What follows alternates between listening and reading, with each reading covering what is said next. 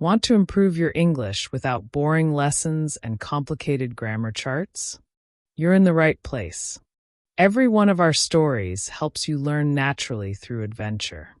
So don't forget to subscribe, hit that bell, and like the video if you're ready to learn English the fun way. Let's jump into today's story. They say you can see the Great Wall of China from space. I don't know if that's true, but I can tell you one thing for sure. You can get seriously lost on it without ever realizing it. The day started with excitement. I had always dreamed of walking along the ancient stones of the Great Wall. It felt like stepping into a storybook, except with more sweat and less magic. I arrived at one of the popular access points with a small crowd of tourists. People were snapping photos, stretching their legs, tying their shoelaces, getting ready for the climb.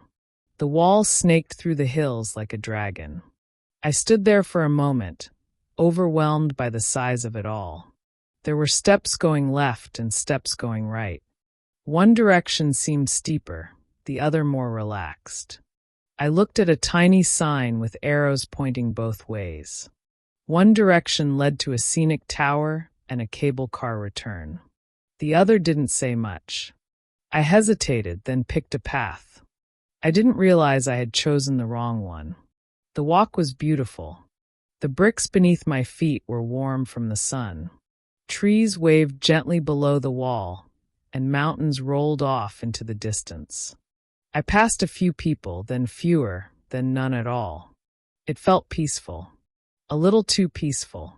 After walking for a long time, definitely longer than I had planned, I finally reached a small watchtower. It was quiet and empty. There was no snack stand, no cable car, no crowds, just the sound of wind and birds. That's when I realized something was off.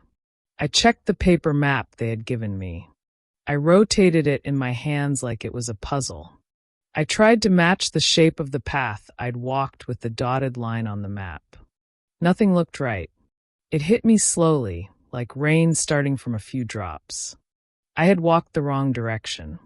Instead of heading toward the area with restrooms, food, and transportation back to the main entrance, I had gone in the opposite direction, toward a quiet section of the wall that fewer tourists visited. Turning around felt like accepting defeat. But I didn't really have a choice. I had to retrace every step I'd taken. And I had taken many. As I started walking back, the beauty of the place began to fade a little. I noticed how uneven the stones were, how some stairs were unusually tall. My legs began to complain. My water bottle was almost empty. The sun had moved, and now there wasn't much shade. There were no signs, no shortcuts, just endless steps, old stone, and me. Time moved slowly. It felt like the wall was stretching under my feet, like some magical trick to test patience. I took more breaks, sat on the edges, watched ants crawl near the cracks. Every time I looked ahead, it seemed like the tower I came from wasn't getting any closer. Finally, after what felt like an entire afternoon, I began to see more people again. I heard voices in different languages. Someone had a radio playing a soft tune. A group of teenagers laughed loudly as they took selfies. That's when I knew I had made it back to the busy side. I sat on a bench near the cable car station and drank the last drop of water from my bottle. My legs were sore, my shirt stuck to my back, and my face probably looked like I had walked through a desert. But I smiled, because honestly, I had still walked on the Great Wall of China. Just a little more than planned. And the best part, I could now tell the story. A story full of real English vocabulary, real emotions, and real life. That's the kind of experience that sticks with you and teaches you things in ways a textbook never could. Did you enjoy this story? That means you just learned something without even trying. Real-life adventures help you pick up English naturally.